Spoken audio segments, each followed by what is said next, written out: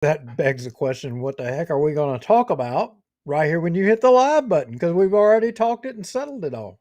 Yeah, it's a done deal. That's it. I'm hitting finish. Goodbye, We folks. don't we don't even have to do a show. We don't even have any viewers yet, so it doesn't matter. We went live tonight. It's one of those days I really don't care anyway, one way or the other. So, There's still no viewers. there's still no viewers. So, Well, we maybe are live on YouTube. I just got the notification. Oh, we got 3 people. There actually is somebody tuning in. maybe there's some lag going on. Okay, wait a minute. Let Well, me it see. does take a few minutes, I mean, that's kind of why we sit here and BS for a few minutes, and then we run the countdown and the intro and all that. You know the drill. Although, we may change that format. Once we get out of the doldrums of political stuff, once we get out of the boredom of political stuff through the summertime, we may change the format up just slightly. Wait a minute. You just said the boredom of politics. Yeah, I it's don't been a find boring week.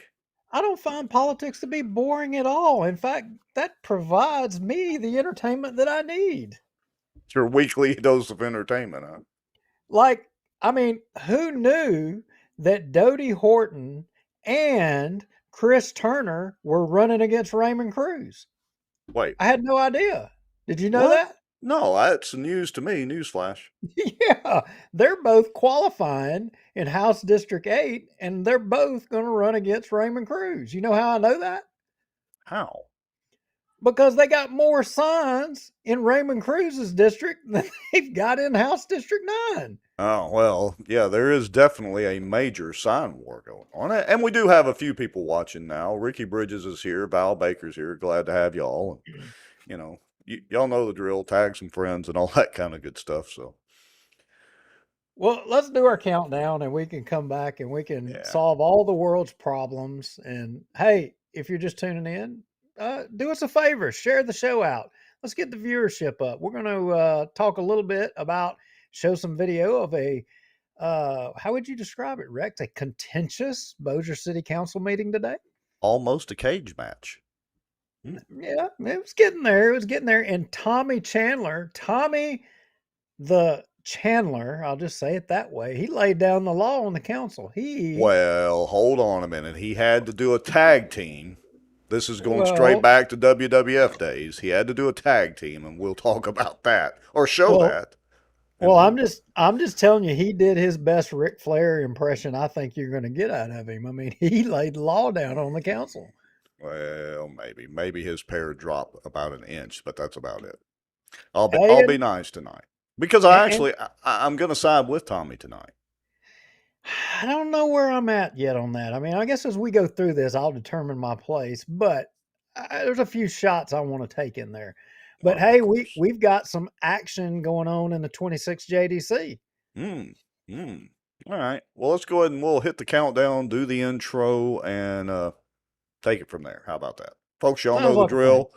Get you a stiff drink, pop some popcorn real quick. We'll be back in about 3 minutes. Tag your friends, like Duke said. Let everybody know we are online, and we are talking about politics, even in the doldrums of the summer. We'll be right back.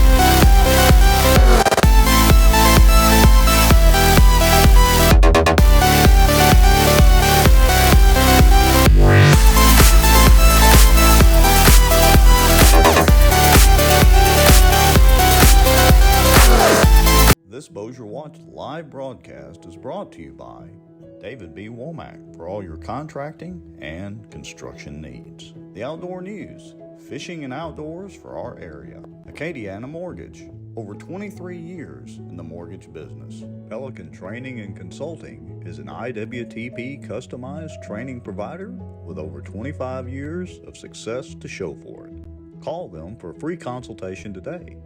Pelican Training and Consulting matches employers with 50-plus employees with training dollars. Smarter Geek, making technology easier. And the many supporters, donations, and folks sharing information and watching out for Bossier.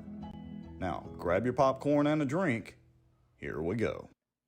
I mean, why ruin it and do notes now? We haven't done notes in like, I don't know, 3 or 4 shows. Well, I'm sitting here looking at this stuff on our Facebook Messenger that I need to pull off of there, and I need somewhere to dump it. Usually I have our file folder open. I have that open. I have our notes open to where we're going through. It's all scripted and all this. But folks, you're seeing us Wait no a notes, minute.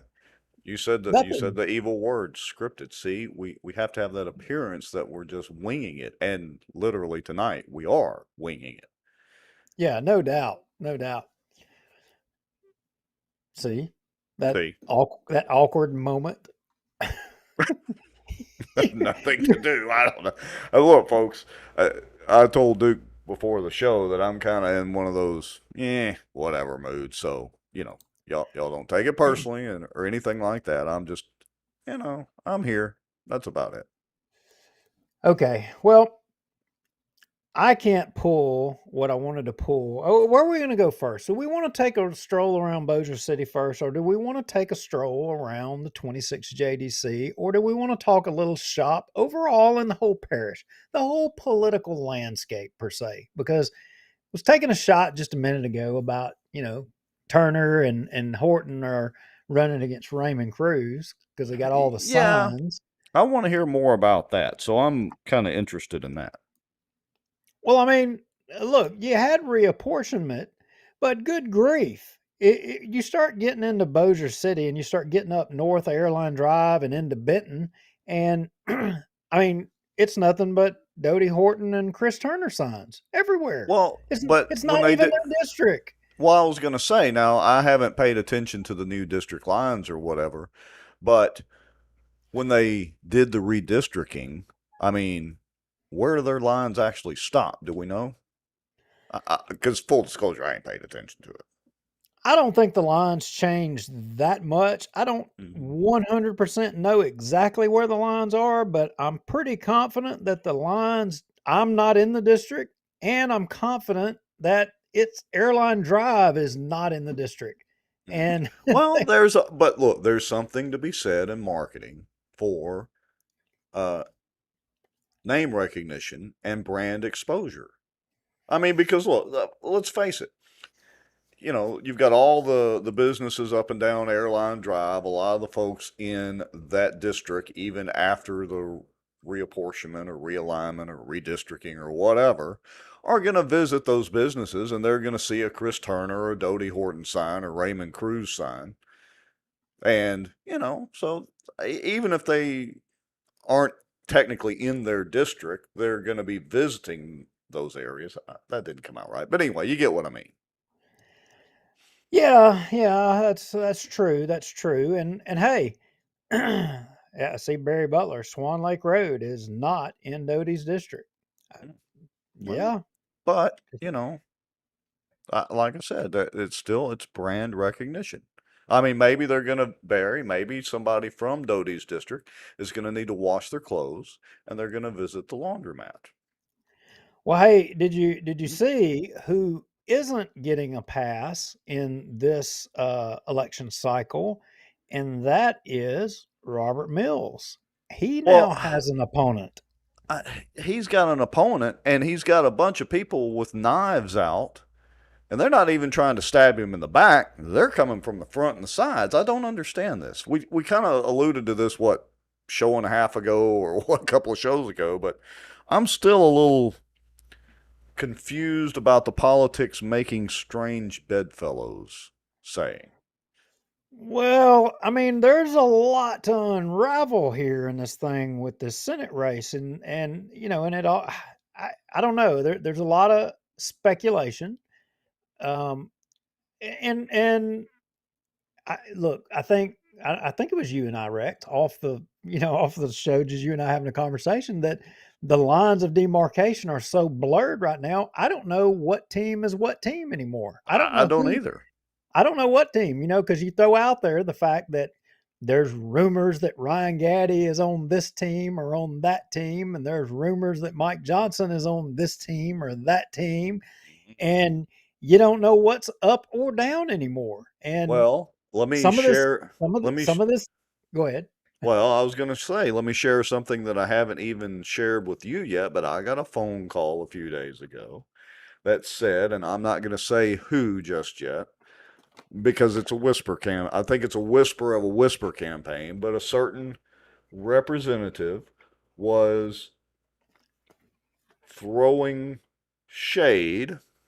That's a good modern term. Throwing shade on Mills over some of the allegations from the last Senate race around Baton Rouge. Now, again, I think it's a whisper of a whisper campaign, but I got that phone call the other day too. So it's like they're taking the gloves off this time. I don't. They've turned on Mills, and is it just because he voted to bust the spending cap? Really?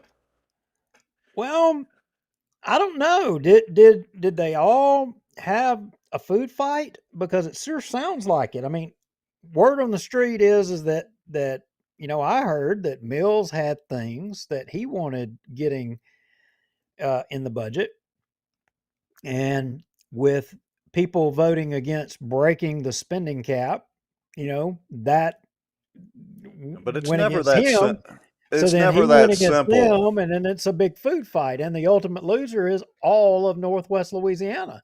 But you know as well as I do, it's never that simple. That's just, what they want you to see in front of the curtain. That it really has to do with a lot of other things, and they That's just right. use that as the front side of the curtain. And then there's the people that say that, oh, well, if you were working with the governor, you would have gotten all these things, without saying what you would have Oh, compromised or what you wouldn't have compromised, and I've you got would have those had phone to have, calls too. you Ryan would Gaddy have. would have solved all the world's problems with the governor, and we would have blah blah blah. I've gotten all those phone calls too. Yeah, but I will say this. I think the one consistent thing that maybe all of these candidates see is that the potential for a new conservative, proactive governor that will carry Northwest Louisiana. Um, I'm highly confident that he's probably going to show some love and appreciation to Northwest Louisiana. I mean, he spent more time up here than the existing governor. I can promise you that. Um, I think they all want to be on that bandwagon. They want to be there in the legislature when this governorship happens because they want to be able to reap the fruits of this governorship. I think that's what a lot of this is about. Yeah, and hey, maybe we'll be able to get the new governor on the show one day. Hmm. Well, we can make that happen. But here's the thing: if all these insurgent folks that are wanting to come in there and say that, I'm playing devil's advocate here, that they should have been working with this governor. Well, what happens if they get crossed with the next go? What if we change? What if we have a bunch that would be working with? They're not working with this governor, but they would be working with the next governor, a conservative governor. What if we change to people who would not so much work with a conservative governor and would have worked more with a moderate to liberal governor? Are we going to lose again? That's a fair point, but I don't know. We'll just have to see how it all plays out. We'll have to see. Okay, so I'm doing a little technical stuff here. Let's So see. And I'm seeing a lot of people in the comments, All right. Barry, hey, glad to see you here. Val Baker, glad to see you here. And I'm not seeing, I see there's about 40 people watching the show. Let us know in the comments. Let us know you're here. Say hi. Um, you know, I can't. Rex, I think can. I can't see who all is watching the show. Tune tune Actually, I in. can't. I can't really either unless I bring up the. I can see where we're streaming to, but I can't see everybody unless I pull it up on my phone. So Yeah, anyway, y'all let us know you're here and let us know what you think. yeah. I mean, what? Yeah, let us know what you think. What is the deal with Robert Mills and everybody dogpiling on Robert Mills? I mean, like I said, not that I'm trying to carry Mills's water because, I, but he has been a straight up guy. As a matter of fact, we probably need to just call him and get him on the show in the next few episodes. Say, hey, what's the deal? What's going on here? Why no? Why nobody like you no more? Well, I mean, look, your buddy Adam Bass is probably going to have to be coming on the show. I mean, Buddy. Yeah. okay, okay. Y'all have a working relationship. How We're about that? we're friendly with each other. Yes. Y'all have a working relationship. So Yes. I would assume that. But, here's the thing, though. I think that you and I are going to, I mean, this is going to be problematic because, we're friends with these people. But at the same token, we got a responsibility to be critical of them as well. Yeah. Yeah. If they do And something we don't like or whatever, we need to ask them about it or call them out. But again, you're right because one of the things that we don't want to do when we interview people is get them on here just for a gotcha deal. You know, we exactly. we don't script any questions. If a candidate says, "Well, I'm just not going to talk about that," well, guess what? Either they're not going to be on the show or that's it. Or we will talk about it. But we're not here to do a gotcha. If they're willing to take the time to come on the show, which they don't have to do, we want to be respectful of that, but it doesn't mean that we won't ask them tough questions. Yeah, and I think in every one of these races, you and I have been discussing about having I hate to say a debate, but that's what it is a debate, but having the candidates in each one of these races sit down. And I can tell you in the case of Dodie Horton and Chris Turner, I mean, they both have agreed to sit down with us on the date that we schedule to have a debate in the format like we've done in the past. Yeah. It isn't us asking the questions, but it's, the candidates uh, making the questions that they want for both of them to answer. So, Right. and it's not us doing it. And then we will take questions from the live viewers and we'll pose those questions. So that one is going to happen for sure. As far as Robert Mills and Bass, I mean, we didn't know there was even a race until a week ago. So I'm pretty confident that we're going to need to do it with that one. And I will say that there's people that have the Alan Seaball McConaughey race. There's people that have wanted us to do that one as well too. So Well, maybe we can get Seabiscuit on. maybe finally he'll make an appearance on Bossier Watch. Yeah, maybe so. Okay. Let's see. Ask Jill Dillingham about Robert Mills. Interesting. All right.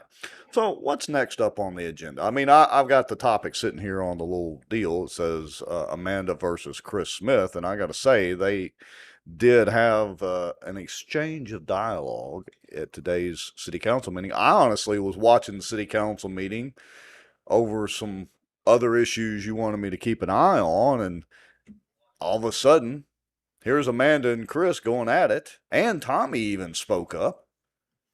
So, shall we go ahead and cover that?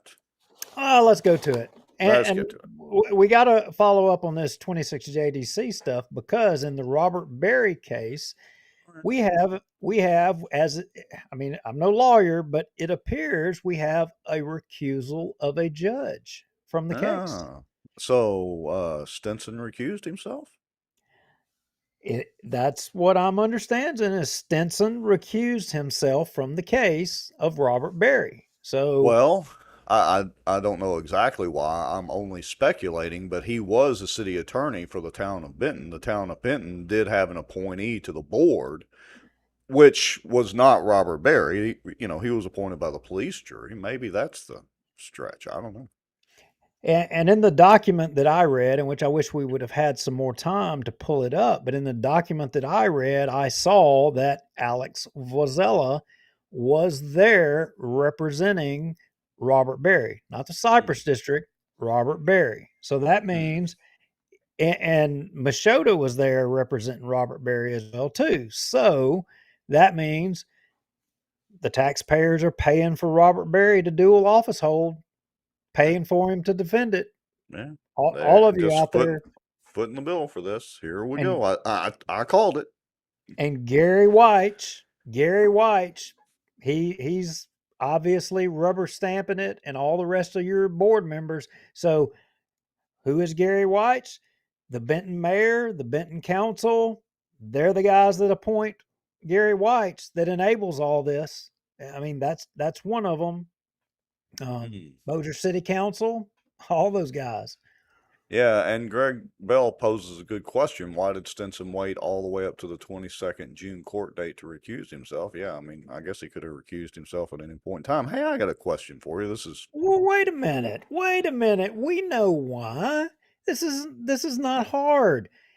The why is you drag it out so that it doesn't see the courtroom until after the AG race, so that if you well, potentially get a new AG, they just won't pursue it, and Robert Berry is golden. He can continue to fleece I, the taxpayers of the Cypress District.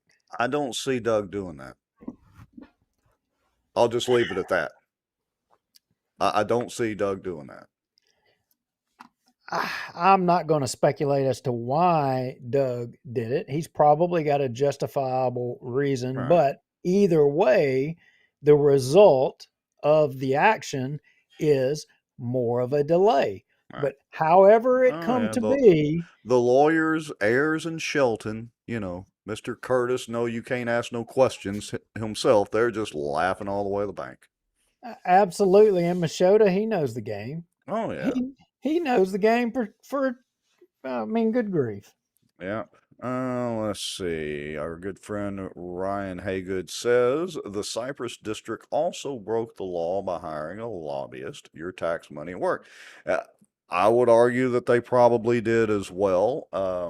But again, the only way to enforce that is either the DA's office, and Skylar ain't doing that.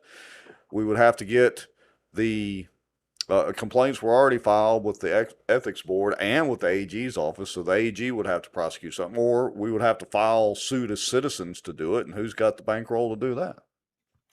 It's the It's a same problem. thing. It's the problem. It's the same problem that we see in Washington D.C. There's no accountability. There's a double standard, and I'm sorry to say the DA's office is not going to hold the Cypress District accountable. They're Yeah. not going to do it. So here's an interesting comment from AJ and Mandy Foy. So is the new person on the Cypress District getting paid the big bucks? Who's the new person on the Cypress District? Let us know in the comments. Who is that? I'm guessing the new person on the Cypress District Board would have to be the attorney that has the suite with the Kelly Long? judge, Kelly Long. Oh, yeah, but they get paid like $40 a meeting. I mean, they ain't big bucks. That didn't even cover the gas, Well, hardly. right, but that's the new person. I Yeah. mean, there's Unless there's some nobody. other new person, I don't know. Maybe so, maybe so. I mean, look, But Ruttenbuck was at the last meeting. I well, mean, that's true, and Butch Ford was there too. Hey, I got a question. So I heard an interesting rumor. Let me see what you think. Um, you think Philip Rogers is going to run for police juror again? And I don't want to go well, much further than that, but I well, want to pose a question. I've been hearing whispers that maybe he was, maybe he wasn't, but I think he's running again because I mean, Why? dadgum, Yeah, why not? you think the Gob network is going to yield that seat to anybody that is not on the team?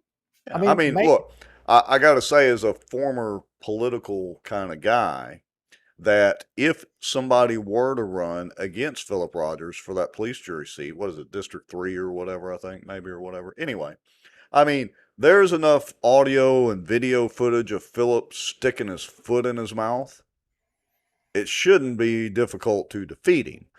But, there's a lot of people that aren't from around the area that really don't, have a huge idea of what's going on other than seeing some stuff in the newspaper, but they won't associate that with Philip. So I don't know. Look, here's where I'm at on Philip. I never had anything against Philip from the Right. beginning. I mean, I knew him Yeah, before he I was a like Philip. pitcher. He's a nice I, guy. yeah, I liked him. I liked him. I still like him, even though I don't think he likes me. But that's fine because of the show. That's fine. But I think here's a guy. He probably had probably good intentions of getting in up there and doing something good. He got up in there and he fell right in line. He He didn't did. he didn't rock he didn't rock the boat. He made commitments when he ran. People elected him based on those commitments, and he didn't follow through on those commitments. So he shouldn't be mad at anyone but himself. Yeah. But that's it in a nutshell, without a doubt. Okay. Well, let's move on to the city council meeting here. So let me see if I can swap screens and do this the right way. Looky there, the city council meeting. Let's see. Make sure I'm gonna hit play just to make sure the audio comes through real quick. Everybody. Yep, good audio. Okay. So where do we want to start? With this? Obviously we start at the beginning and we work our way to the end to the crescendo where Tommy the Chandler basically lays the law down in Bossier City. I mean, mayor extraordinaire right there. All right. So yeah, let's back up, and I guess we'll just start at the beginning where they introduced the ordinance to repeal the ordinance 76 of 2019. Let's just start there and we'll move on with it. How about that? Yep. Introduce an ordinance to repeal ordinance 76 of 2019, first reading. Mr. President, I can make a motion to continue number 2 till August 16th. Now, if I remember correctly, like they've already continued this before, so they're just keep on kicking the can down the curb. Yeah. So what a lot of people are like scratching their heads are saying, okay, guys, what? Yeah, So fireworks inbound, by the way. Ordinance The fireworks. 76 of 2019. Oh, come on. You got to give me a hint. What the heck are you guys talking about? Okay. So many, many moons ago, there was a time where you had a mayor that basically was like, well, kind of like Tommy's acting tonight. Was kind of like, it was, Aloof. in fact, it was the previous mayor, but who's naming names? It was kind of like, well, I'm the mayor, by gosh, and I'm going to run this city how I want to run this city. And little old penny council, you're not going to get in my way and you're not going to say nothing. You're not going to get in the way. And the council said, well, in fact, quote, and this is a real quote, well, we will show this mayor who runs this city, we're going to cut his BALL, you That fill is in the rest, all, and we kahunas. will put them on our shelf and we will let him have them when we choose. End quote. Heard that, Adam. I heard that with my own ears back some time ago. And in fact, that council did exactly that. And from then until today, they have been doing that. So what they're doing here is they're controlling the purse strings, and any new hire or position or whatever, it has to be approved by the council. And so Tommy the Chandler obviously took the time and started listening to somebody, or somebody gave him some counsel and said, hey, you know what? You need to grow a spine and put up a little fight here. Yeah. So Here we go. The next meeting in August, it would be the 1st or the 15th. 15th, I'm sorry. Is there a second? Second. Okay, got a motion made by Mr. Tommy's Lee looking to around continue like, item number 2, and second, Mr. Smith. Discussion, council? Hey, guys, can I butt in here just a second? Now, I've written y'all letters, I've texted you, emailed y'all. And we You hear talked that? about this over Yeah. and over again. Text and email. We should request those too. Thanks for the little heads up there, Tommy. Yeah, he's texted and emails. We'll be certain to ask for that, but I doubt we even get a response because they don't acknowledge us. But there's also Rex. I wanted to fill in the gaps a little bit more on this deal here. What's going on? The council has to approve, the new hires or what have you.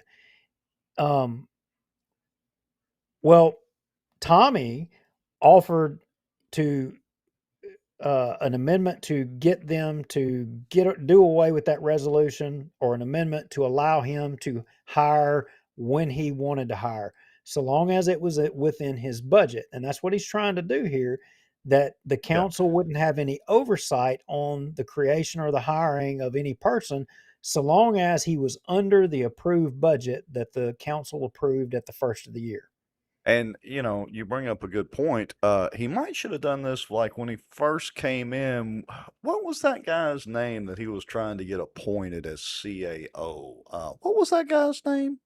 I don't It was know. part of the Three Amigos thing. Gosh, A Shane scruffy, Cheatham? yeah, Shane Cheatham, scruffy, chubby guy from South Bossier. That's right. I remember Yeah. him. Maybe Tommy should have done that, when Tommy said he was going to stand behind Shane. Shane was his guy, blah, blah, blah. But I digress. And our Ryan Haygood says he does better not talking. Yeah, I agree, Ryan. Which is why he's going to do a tag team here in just a second.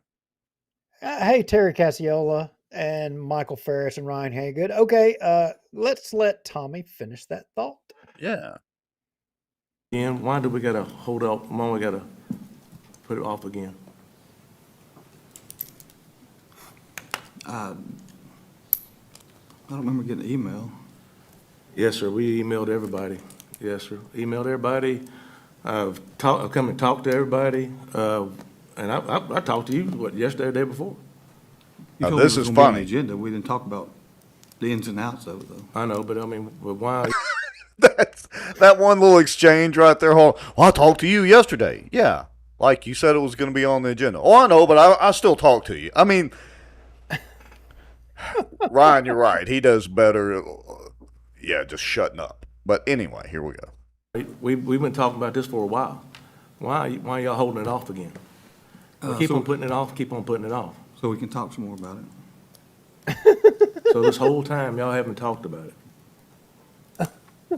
A whole lot of not talking going on. Personally, no. And we may want to talk I some don't have a about it. vote, sir. I'm talking about y'all, the guys that vote on this. And we hadn't talked, no, I haven't talked to everybody about it, no. And I don't know if they have. This whole exchange is just amateur hour. Any other discussion on this item? Awkward silence. And Darby, love- any other discussion? I love Darby. Calm, cool, collective. He's got it. Yeah. All right, here we go. And the floor is open for comments. Discussion Man, on council. wait, but I like my CAO to come up. Wait, Whoa. Thank you. Amanda? Tag team, here we go. I know the motion is to postpone this, but do want to share some information from our perspective. Based on the city charter, Ordinance 76 of 2019, in its original form and as amended, is invalid for the following reasons. The mayor is exclusively given the authority to appoint or remove any city employees, and the charter also prohibits the council from dictating the appointment or removal of any city employees. In section 4.06 of the charter, it states that the mayor shall have the authority to appoint, suspend, or remove any city employee and shall direct and supervise the administration of all departments. The only employees that are subject to council approval are listed in the charter, and those are the department heads. It also allows the mayor, not the council, to authorize appointed city employees to hire within their respective departments. Not only does the charter give the mayor the authority over city employees, including their hiring, it also specifically prohibits the council from participating in the appointment or removal of any city employee in section 3.08.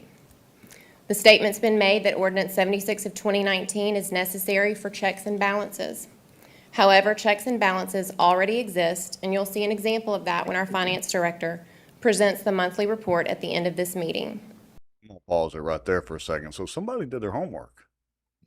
It sounds like somebody's been studying or somebody's educated them a little bit. Somebody might have actually read the Code of Ordinances. Imagine that. And I want to say to everybody, y'all listen carefully and tell me who we don't hear from in any of this discussion. Like, not a word from one particular person. But all right, Pay here we go. attention.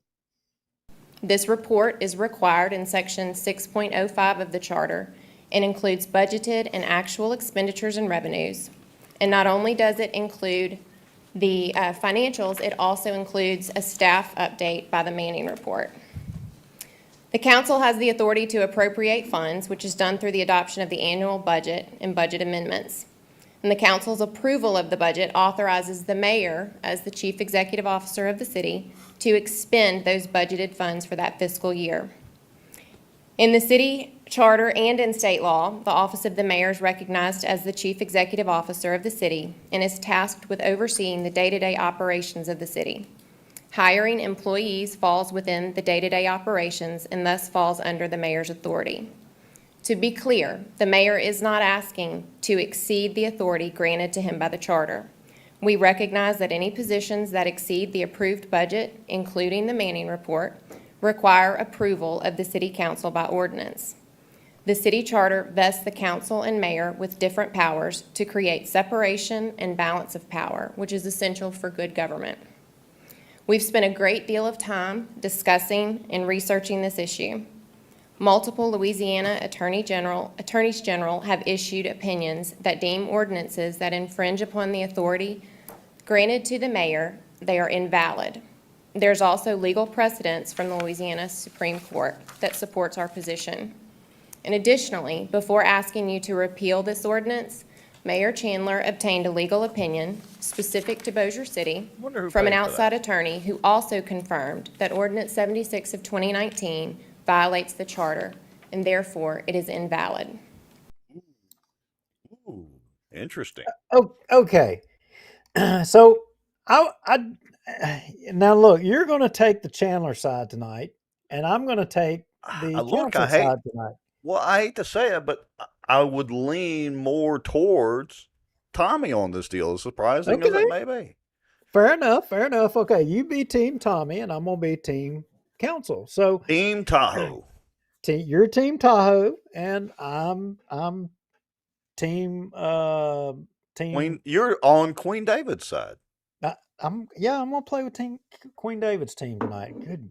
Who was absent from the meeting, by the I gotta way. I gotta wrap my head around this. Yeah. Whew. Okay, so she just gave the answer as to where we're headed here. Mm-hmm. The council, so guess what? The council approves the budget at the first of the year and approves the amendments to the budget throughout the year. So, okay, Tommy the Chandler, and y'all want your way. You want to hire and fire. So you hire somebody. Well, guess what? The council just makes a resolution the next meeting to amend the budget for whatever that position was and cut it.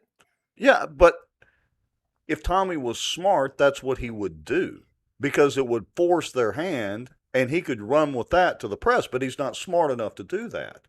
A prime example, again, is Shane Cheatham. Now, the CAO may be a department head in the Code of Ordinances. I honestly hadn't looked it up to see what those positions are, but let's just use that for an example. The only reason that they did not approve Shane Cheatham as CAO is because they were being vindictive. That's it. Yeah, but that's as long as his salary. Look, let me make my position clear as far as which side on this. To me, as long as the mayor is tasked with the ability to appoint people, basically hire and fire them, as long as it's within budget, he should be able to do that, and it should just be a dog and pony show, introduce the person to the council, unless it's a department head. And Amanda's going to bring up another point, so I hate to argue with you, Jeff Sadow. I appreciate your comments, but yes, she did do her homework. Because she's fixing to make the point here in a minute about another ordinance that they did where they're just literally sidestepping the mayor. And I get it. I understand the history on why, but I got to side with the mayor should be able to hire and fire people without having to go in front of the council every stinking time. I mean, that's just stupid. With the exception of the ones that are explicitly spelled out in the city charter. Well, I don't think that's the case, but and let's go ahead and let's keep playing. Let's dig in, peel this onion back more. All right, here we go. Currently, there are 14 departments, excluding fire and police, that have a total of 27 vacancies. These other departments provide essential services to our citizens. Denying the mayor the authority to hire employees to fill these vital roles is a disservice to the citizens that we all serve. We are asking that you repeal Ordinance 76 of 2019 and allow the mayor to fulfill his responsibilities and obligations to the citizens of Bossier City.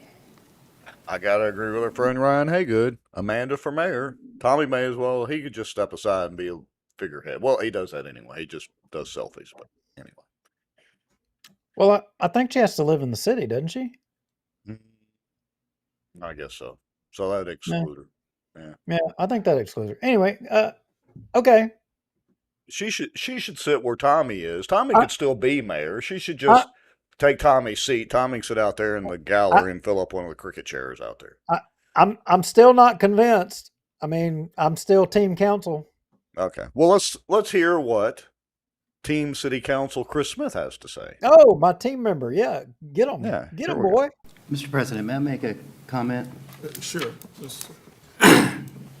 Smith? If we have 27 vacancies, which I believe the Manning report says that, we have 36 vacancies. I excluded fire and police fire and based on police. the amendment you had done. Those 27 employees should have Wait a already minute. had resolutions. Wait a minute. Is it just me or is he talking really loud for some reason? Well, I did up the volume, but he's Well, talking louder than normal. He's talking louder than normal, and it's almost like he sounds haggard, like he's tired or something. I think he does actually say that here in a minute. I mean, I don't know.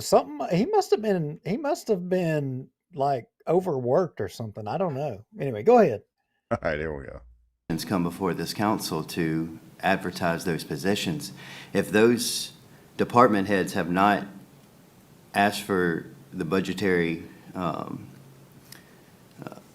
authority to move forward in hiring, that's frankly on the department head. But they have, the budget authority was granted in the So- annual budget that was approved. All right, so let's talk about the annual budget. And I had no desire to talk about this. I feel like we've spent an astronomical amount of time and money on something that literally does not impact this city at all. But Now, I want to pause right there.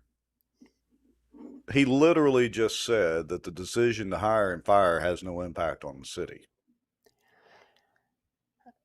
He said they've had countless, discussions and talked about it endlessly.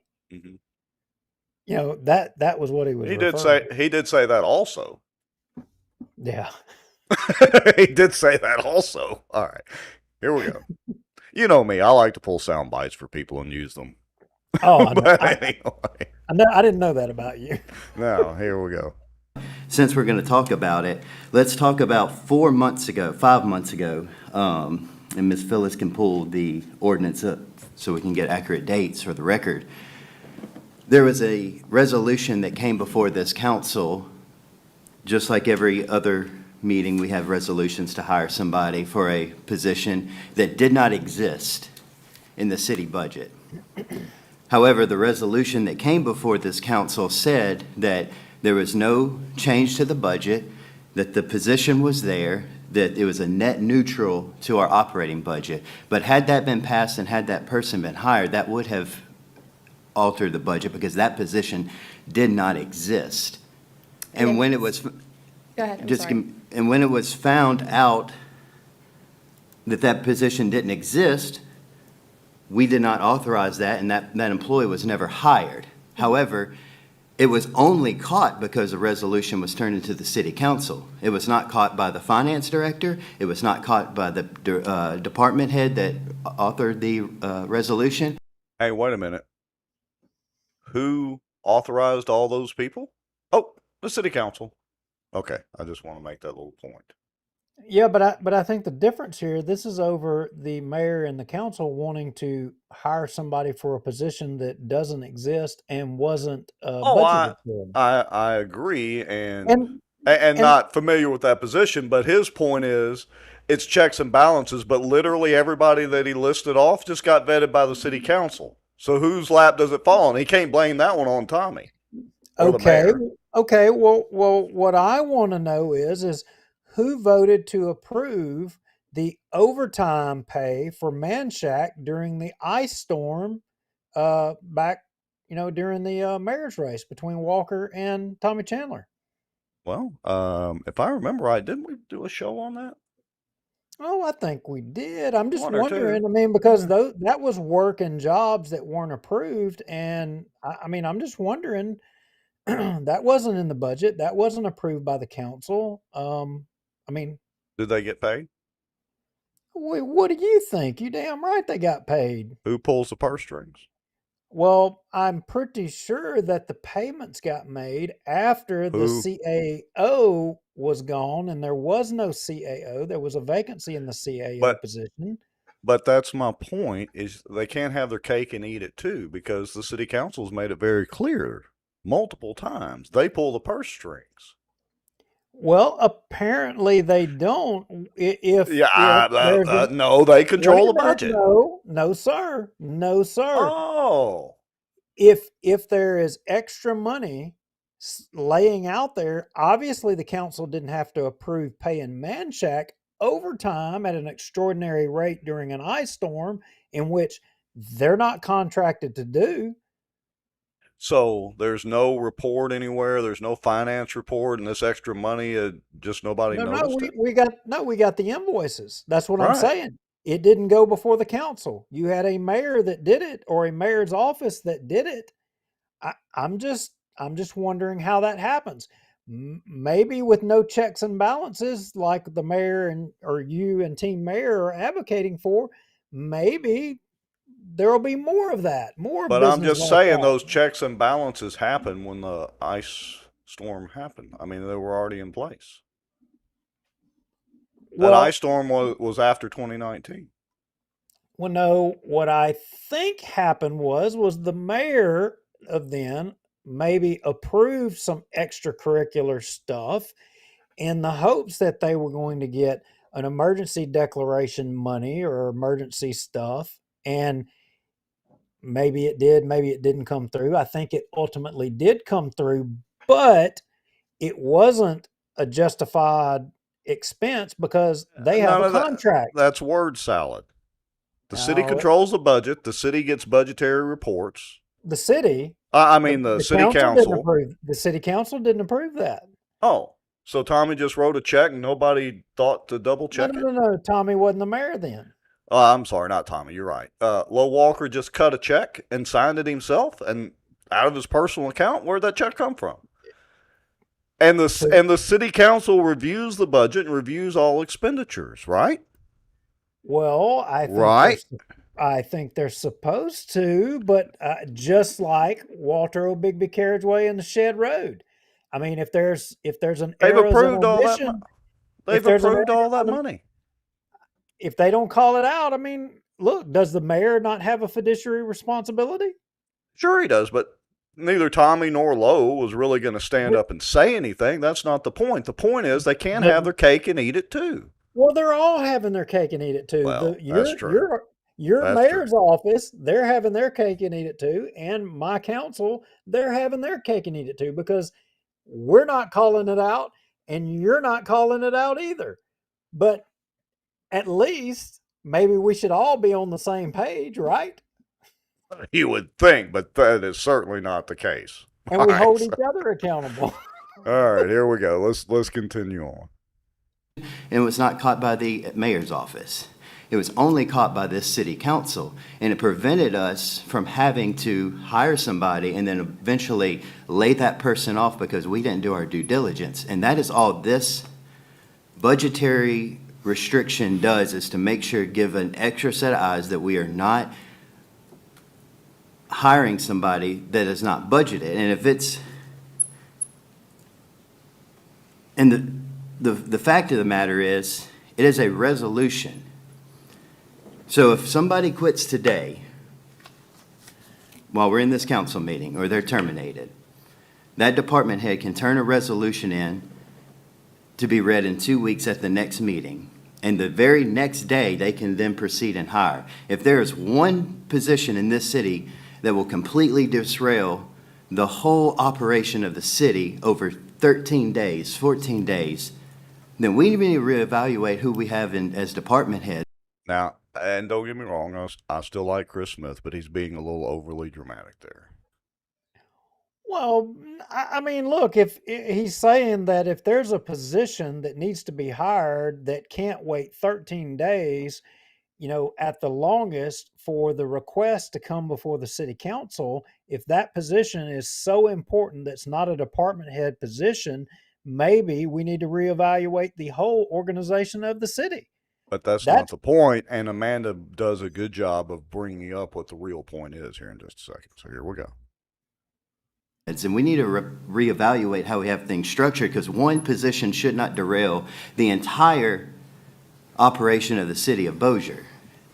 So I will say on the position that you're talking about, that the resolution came forth, I sat in all of the budget meetings, and that was a misunderstanding in converting a part-time position to full-time, but there was no change to the budget. It would not have impacted the budget, because the understanding was that was it was going to be net neutral. It Well, was that's clear as in mud. the Well, wait a staffing minute. way. No, wait a minute.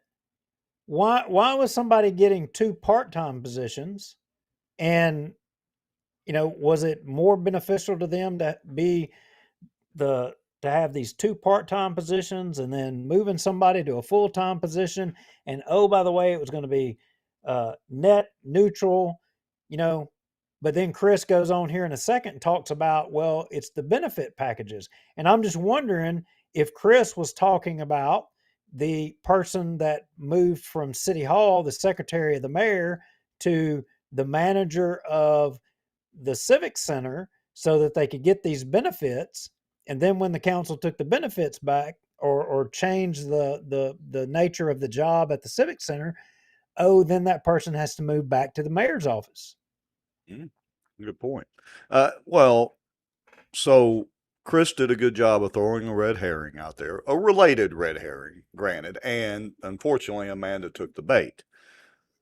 But you bring up a good point about some of these other mysterious positions that have been created that weren't really positions. I mean, Well, but here's the thing. If you don't have, as Chris said earlier, another set of eyes to look at these moves, if you just allow the mayor to do it and the council has no oversight, they don't get to see it. They don't get to oversee until beginning of the year when the budget comes in. I didn't, At, now to be clear, I didn't look at the city charter to see and maybe or maybe somebody in the comments knows, does the city council have to approve new positions, or how do city positions get created? So in other words, let's say the one of the fire districts decides they need an extra fireman. Does that position have to get created by the city council, or do we know? Well, I think it does, but I think what the mayor's office and what Amanda are trying to do here is they're trying to allow their department, so long as they stay under budget. So let's say they have a budget for 10 people, they reduce they combine, let's say they combine 4 of the positions to create one new position that's paid at the salary of those 4 new positions, of those 4 old positions. Then the next year they come back and say, oh, we need more manpower. We can't do the job. We've only got 5 people or 6 people. We need Right. 4 more people. It's, but you're not going to know it for a year. You're understaffed. And oh, by the way, the whole department's done fell apart and got in a bind, and you're in a money bind. You're in a money pinch. But that still didn't answer the question, or maybe you did. Maybe I didn't hear it correctly, but that still didn't answer the question. Do we know if that position has to be created by the city council? And I'm not arguing that the city council shouldn't be involved in creating positions, but do we know it, and I'm just using firemen as an example. I think Michael Ferris is on top of it. He said we just need to let Manshak run the whole city. I agree. Chandler needs to get out of the way. The We city need to council needs to get out of the way. Just let Manchak do it all. appoint Ruttenbuck to run the city and make all the hire and fires. Yeah, And let there him you run go. the Cypress District at the same time. Problem solved. Good idea, Duke. Good idea, Michael Ferris. If I could vote for you for police juror, I certainly would. There we go. All right. Part-time Keep and going. full-time were classified. But correct me if I'm wrong, we paid different amount as far It was as, 2 as part-time as positions. benefits. It was ver- 2 part-time positions for 1 full-time. And it Right, but the didn't benefit package is translate different. correctly on the Manning report. The fact of the matter, I don't think anybody was trying to do anything nefarious back then. I think it was just an oversight and a mistake. But it was a mistake that was caught and frankly, I didn't sit on this council back in 2008. But Mr. Darby, Mr. Williams, Mr. Montgomery did. And they had to make a pretty difficult decision back then. A decision that I know they didn't want to have to make, and a decision that I know they promised themselves they would never get into this situation again. And I care an awful lot about the city of Bossier City, an awful lot, and I never want to have to be in this chair and have to make that decision. And I think that anything we can do to help mitigate that, we're not telling the mayor not to hire. We're just trying to make sure that mistakes don't happen again. Because at one point in time in 2008, mistakes happened. In 2023, a mistake almost happened. And so all we're saying is, let's just work together so we don't have to lay a good person off. Because these are real people that we're talking about here. Absolutely, they are, but Way to pull the that heartstrings, still Chris. doesn't give the council the authority to infringe on the mayor's authority that's granted to him by the charter. And Yeah, Bam. but look, he's Bam. Now, I'm not saying she's right, because no right. Ryan Well, Hagel was correct. Only a court's going to decide this.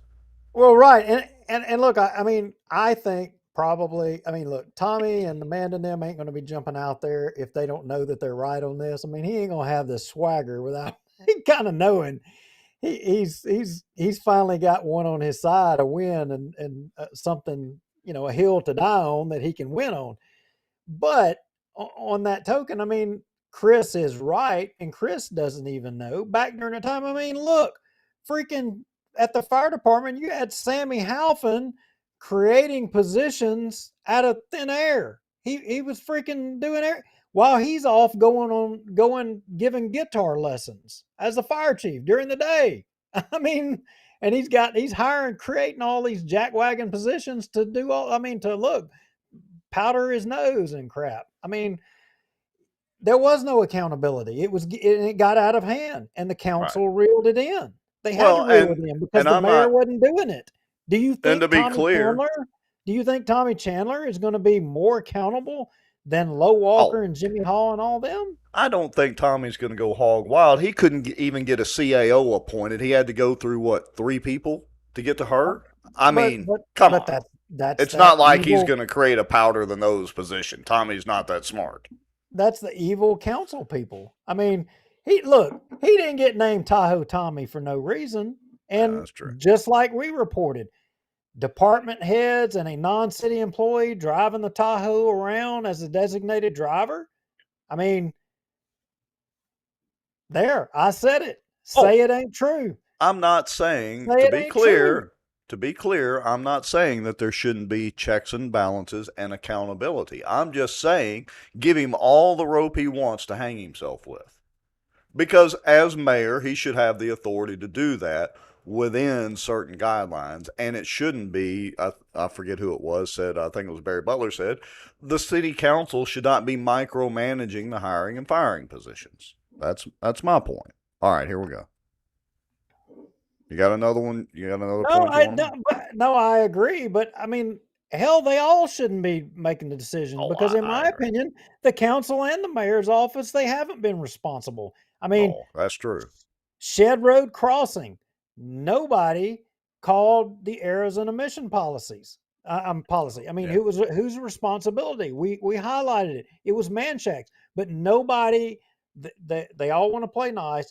Nobody wants to hold anybody accountable when it's a shortcoming. They'll just they'll go to that free piggy bank, which is all of y'all watching the show, the taxpayers, to make up the difference. Nobody wants to do anything different than that. I mean, Is that a city owned? Speaking of accountability and all that, is that a city Tahoe? Do we know that right? All right, let's hit play. The Budget Act is very clear. Any variances, the mayor is required by state law and by charter to bring anything that's going to be, that's going to require an amendment to the budget has to come before the council. If it's hiring an additional person, if the budget is going to be short, any additional money has to come before the council in the form of an ordinance. But the Any day-to-day additional operations, money. it is. We had a meeting that was supposed to be scheduled for last week that got postponed, and there was a hiring position. So that they are in effect 3 weeks now. The job market minute. is Stop, incredibly stop, competitive stop. right All now right, to all right. retain. Any additional money has to come before the council. So let me ask you, if you're creating a budget, and let's say you're a department head, if you're creating a budget, every year your budget will be what? Will your budget ever go down? Well, it's a government deal. It's never going to go down. But that's my point. Right. No matter what, if you at the beginning of the year you submit a budget and the council approves or not approves it, I mean, and so then throughout the year, if you, the department head, decide, you know what, I don't like Rex and Duke and Bossier, we're going to cut them, and hey, we're going to hire Sobo Live. You know, they can do it, and so long as they're and maybe they cut, one of the other little shows, and they pay Sobo Live twice. So long as they're under budget, the council will never see it. I mean, I'm just saying, if you change it and you don't allow the council oversight, the council will see it as long as they read the reports like they're supposed to. she just said that so long as it doesn't go over the budget, Right. it has to go over the budget to come before the council. No, to come before the council for approval. But the council's going to That's get their right. periodic budgetary reports. They But read so them long as or kind yeah, of read them during the meetings periodically. yeah, but the budget's never if they say, okay, we're going to spend $12,000 on employees every month for the whole year, so long as they don't go over 12,000 per month every year, then that's all the council hears. But if they make a bunch of changes so that they can fluff one person up to make $12,000 a month versus, 5 people that cost $12,000 a month, and they cut all those people so they No, can here, butter one person up, well, but the here's council will never know until after the fact the following year. here's the check and balance that I Or propose. the, And again, it may or be the part of trains the running off the tracks. and it may be part of the ordinances right now. I don't know. Again, I didn't read them that thoroughly, but the positions should be set, and to create a new position, and that's the reason I was asking that earlier, to create a new position would probably require either city council approval or the city council, or there should be an ordinance, you know, if they create a, I don't know, department of social media for the fire department, then there should be an ordinance stating that this will be comprised of, you know, 3 people that will have a total budget of X number of dollars. And that sets the limit right there. Now, if they come back next year and say, look, the social media is blowing up, we're getting tons of donations for the fire department, and we need to raise that to 5 people and set the cap even more, then they propose that in the next budget and the council approves it or not. I mean, I'm keeping it pretty simplistic, but that's the way it should work. Well, okay, so they come to the council and say, we need 3 social media professionals for the fire department to promote social media, and the council approves it, and then they only hire 1 and pay that 1 for 3. They made that change because they're still under budget. So then the next year they come back, submit the same budget, and ask for an additional social media person. Well, we only had 1. No, but We need another. We've the got two the vacancies.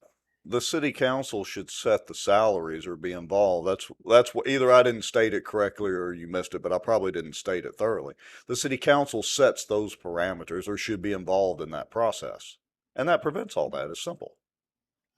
But I think that's what the mayor's office is advocating for, is to get the council out of it altogether.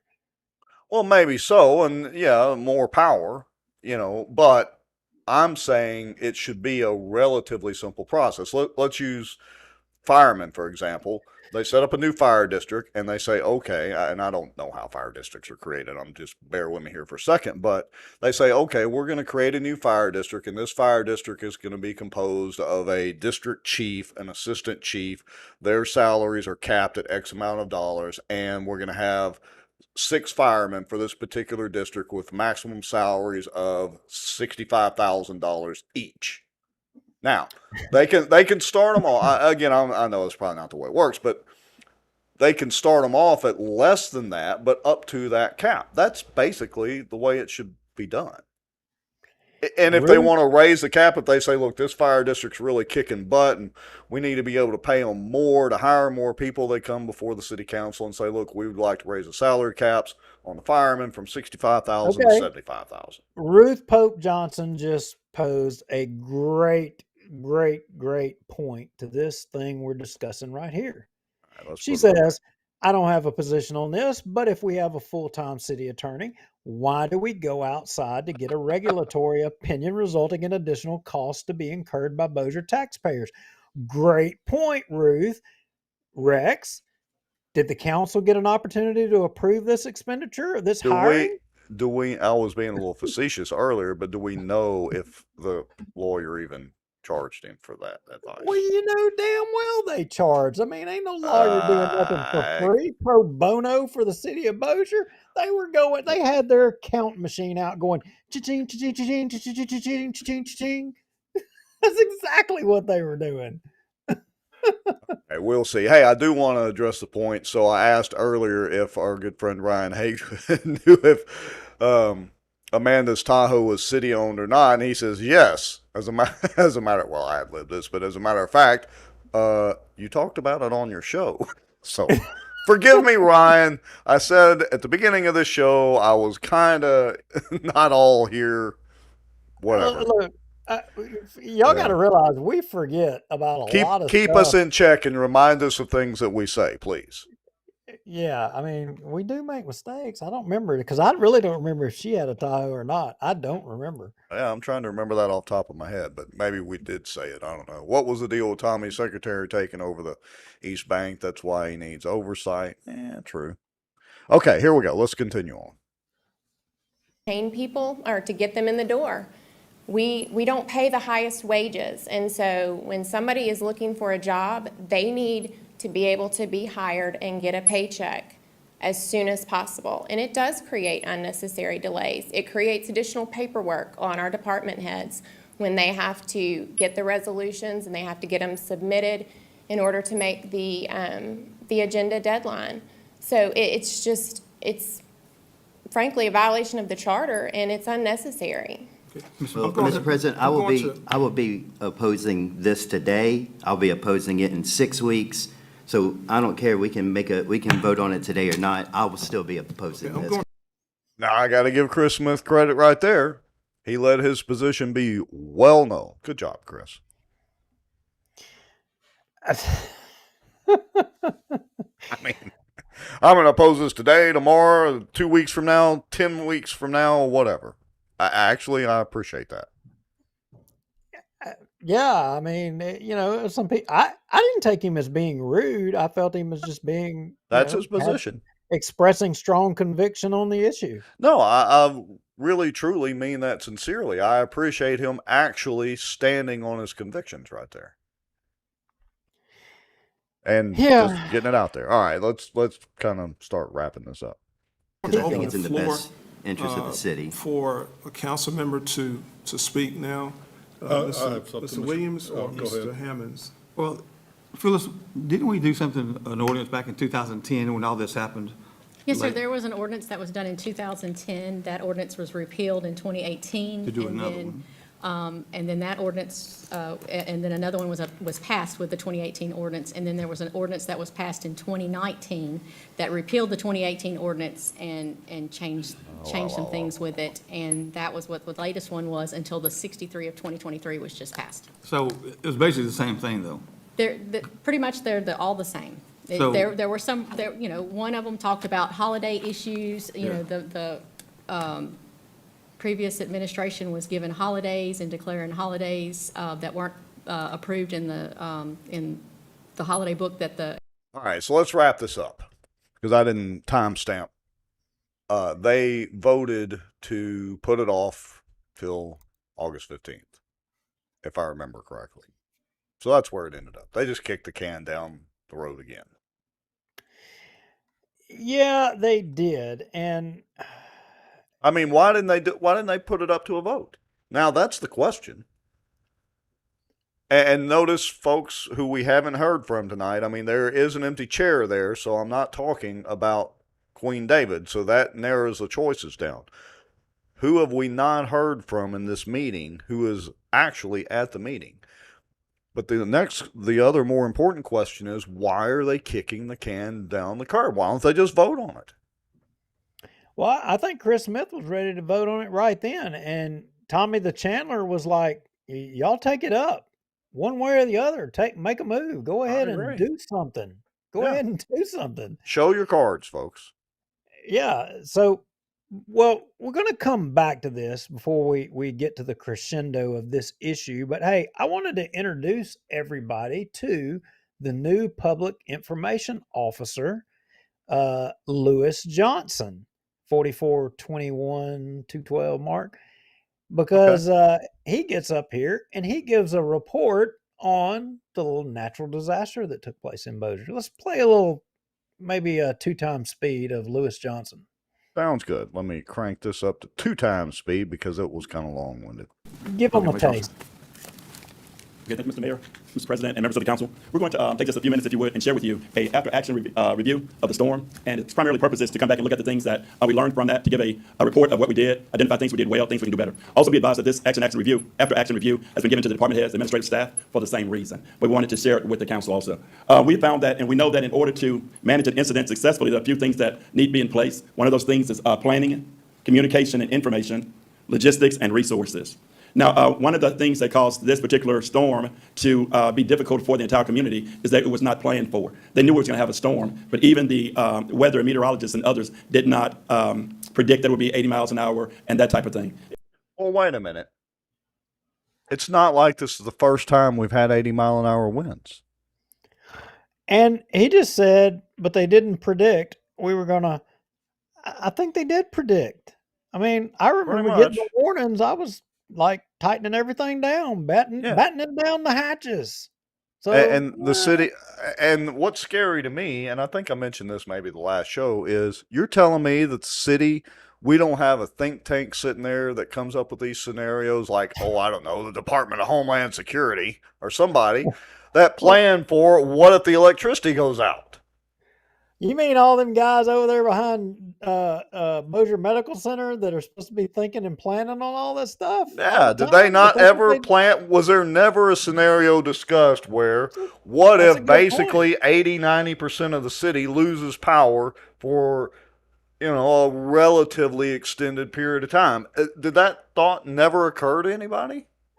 Well, I mean, maybe they're too busy over there trying to look at Facebook and social media posts that they need to report to CISA to get pulled down as disinformation. I don't know. Maybe they're Maybe still so. wrapped up on COVID. But look, I didn't want to take a shot at Lewis Johnson here. I just wanted to point out that they've got a PIO that is making a presentation to the council. He's got a PowerPoint. Mm-hmm.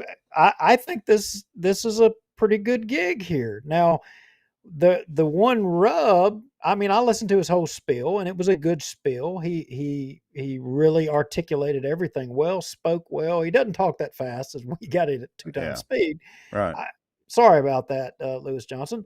But at the 46:42 mark, on his PowerPoint, there's one portion here in particular, and let's play that for a second. I think we'll catch it. Let's play that for a second. There's one part in here I want to point out, Rex. Okay.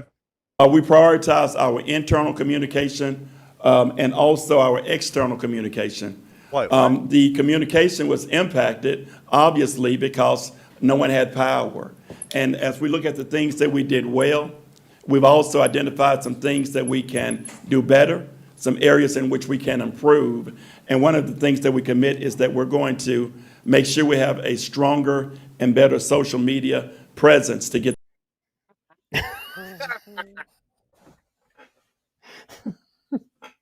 Gosh, I wonder where they got that idea from.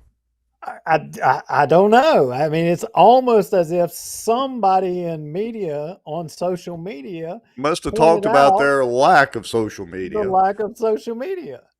but- But But in wait, his defense, he didn't want to drop all those posts down about the golf tournament, and have them take the hit in algorithm. He wanted them to, stay top of the fold, so he couldn't do that much communication on social media.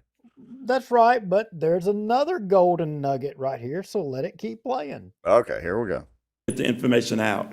Councilman Smith did a good job in assisting that, and we're going to make sure that's our priority as we move forward. But our communication, information was communicated. SWEPCO was in direct communication with our office, speaking nearly directly with our CAO, Ms. Nottingham. And whenever Amanda got that information, she made sure that it was put out as relates to how much outage there is, what coverage, when will we expecting to get the power back, and things like that. Okay, maybe they have a secret Facebook page or social media presence I'm not aware of. In their defense, it very well may be, but where the hell was Amanda putting this out? Well, wait a minute. Just it gets better. Keep listening. All right. So SWEPCO is putting that out periodically, and when we got the information, we put the information out as soon as we received it. Information to our citizens, we tried our best to get that out. We have numerous press releases that went out to all of the media outlets. We have those. Now, wait a minute. That Right there. Now, at one time, we got all the media press releases. Yeah, I don't recall seeing any of those press releases. that's correct. But Now- maybe they don't consider us press anymore, and that's okay. We're amateur journalists, pundits. I think there may be something to that, Rex, because I specifically here recently sent a request for an interview with the police chief of Bossier City, and I also sent it to the mayor's office. I still have yet to this day got a response regarding that interview. Well, they're probably sending ours directly to spam. Are we going to have to start sending certified mail? I guess so. No, I know we got to keep sending it to the city attorney. Obviously, Ah, he's the only one that'll listen to us. yeah, when he wants to. All right, shall we keep going with this? Well, since I mean, they're he's not- trying to put lipstick on a pig. I give him credit. He's doing the best he can with what he has to work with, and that's not much considering who the mayor is. Well, that was the only points I wanted to make of this. Good job on Lewis Johnson making a presentation. Bad job on saying that you're talking to all the media, because arguably all of the people that watch our show, the majority are Bossier people.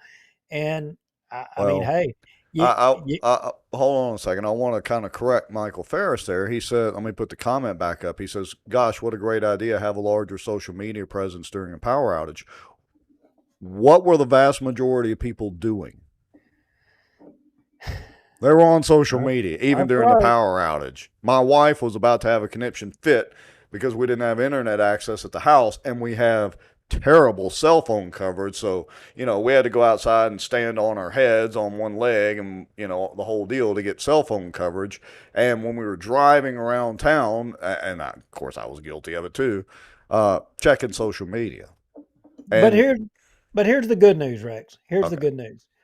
Since it's blatantly obvious that Bossier City has taken us off of the press releases and not, we're out of the loop. sending us everything that they're talking about or whatever, it makes me more intrigued and more interested again back in what's going on in Bossier City. So I'm going to start digging again. And I want to point out, thank you, Bossier City, for raising our interests again. I mean, Rex, we just got a video of a city employee in a city vehicle just today. We may show it in a show or two. We're not going to show it tonight. We're not going to go there. I know I seen you looking away. You're I'm about to pull the trigger. Don't pull the trigger. We're not going to go there. But what I wanted to say is just because we haven't been talking about Bossier City doesn't mean that we don't have stuff for Bossier City. Again, like I said, got a video just today of a city employee in a city vehicle.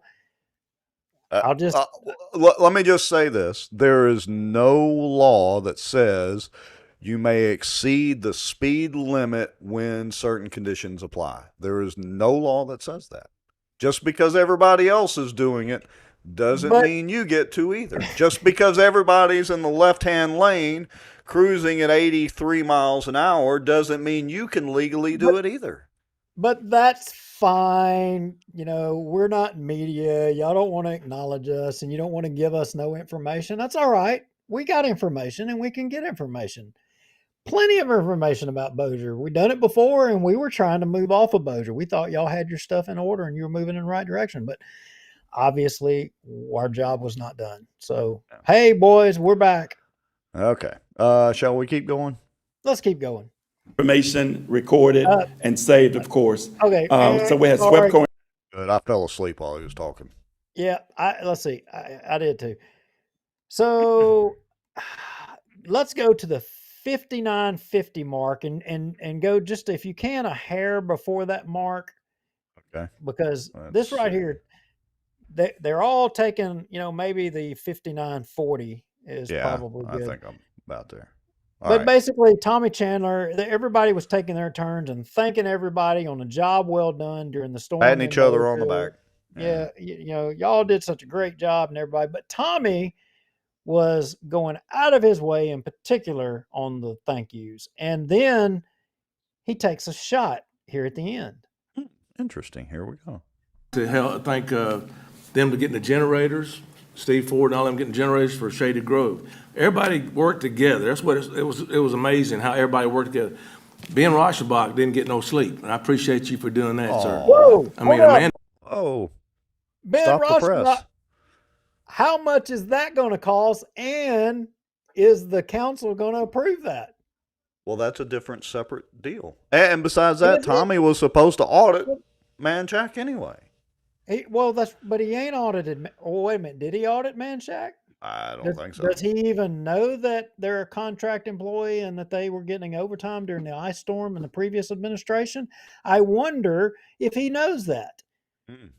Good question. I mean, but I'm wondering if they're going to all bill for over. Is he thanking them for the billing that they're going to put on this? I mean, I'm wondering, how does that work? So many questions and, well, not very many answers. I mean, maybe that but he wasn't finished. We got to go back to that. Okay. Hold on. Hang on. That wasn't even the golden nugget. All right, here we go. And they did a lot too with SWEPCO, trying to get things going with SWEPCO. Everybody it works for the city. It was so great to see them people work together to get this done, and I thank them so much. I appreciate them very much. Thank you, Mayor. Thank you. Okay, And also, Whoop, stop the ordinance 76 of 2019, I look forward to talking to y'all again about it. Ooh, menacing, threatening. I bet Bubba Don's not even there, but I bet he'd be quaking in his boots if he was in the chair. I look forward to talking to y'all about it again. Tommy, I agree with Haygood. You should have just kept your mouth shut, had Amanda walk back up to the podium, and had Amanda deliver that line. It would have carried more force and weight. would it? Look, come on. We got to let Tommy have one. No, not that one. But I think he's going to win this one. We may disagree. I think he's going to win this one. I'm not saying he's not going to win it because I think he's generally got a lawsuit on his hands, potentially. Well, he's going to try, but we said this earlier, but I think it's wrong in that thought that we said because the CAO, is one of those approved by the council. Does Cheatham have a leg to stand on if Tommy goes through with this? Good question, Mr. Lowry. But I don't know, though. I don't think so, because I know that in the charter, there's something that says in there that the council, has to approve. Probably right with the CAO, but again, I haven't gone back and read it that thoroughly. So that position may require council approval, and we all know how that debacle ended. Okay, so you're going with the I'm mayor's still office win. Team Tahoe on this particular issue. And not really Team Tahoe so much for the ability of any mayor to be able to hire and fire within constraints. But not being relegated to every 2 weeks, you got to go in front of the council and wait on them to decide or blah, blah, blah, blah, blah. I'm not in, except for certain positions. So legally, you're saying Tommy wins. I think so, but, but he'd have to sue to win. He'd have to sue to win legally because they ain't going for it. The city council's not giving up that nut holding power. Well, I think he's going to do it, and I think they're going to get an attorney general's opinion on the subject, and because we didn't show it, but Hammond's actually made a resolution to request an attorney general's opinion on the subject. Yeah, now, Jeff Sadow, he's siding with the council on it, and I think he thinks legally the council has the opinion. I'm going to say this: I'm gonna split the difference between y'all. But I'm siding with the council because I still think at the end of the day, with the budgetary controls that the council has, to amend or approve budget, they can change stuff. I think at the end, they still win. I think Tommy still loses because they'll come back, they'll make an amendment and cut him off. Yeah, I wouldn't disagree with that. So anyway, I know that's riding the fence, but it's a good job of riding the fence. You did a wonderful job of it. Anyway, Professional job. To the 60-something folks watching tonight, we appreciate y'all being here. And, maybe this little bit of a show was enlightening, and we're going to give y'all all a break from us. And we'll see you next week. Just know that we are planning out some debates. We've already got one lined out. Let's talk about next week. So next week, Tuesday, will be July the 4th. Oh. Ain't nobody going to watch us on July 4th. Nah, we're going to take a break. I'll post a notice or post a highlights reel or something like that. So we'll skip next week. We'll skip next week, and that'll give us time to work on the debates. Yeah, there you go. Good idea. All right. Well, like Duke said, we appreciate everybody watching. And most of you already know the spill. If you got an email that you want to send us and you don't want it or want it to be anonymous, go make you a free protonmail.com account. Don't put any identifying information in it. Send an email to bossierwatch at protonmail.com from that account that you make. We do take a look and read those and get a lot of information from them. You can also, if you want to donate us some coffee money, go to bossierwatch.org or bossierwatch.com. You have the ability to do that there. And I don't know. That's about all I can think of tonight. That's all I got, my friend. And, hey, find somebody that you care about, show them some love, and, Yeah, try to be nice. I agree. See you later, Mr. Lowry. Good night.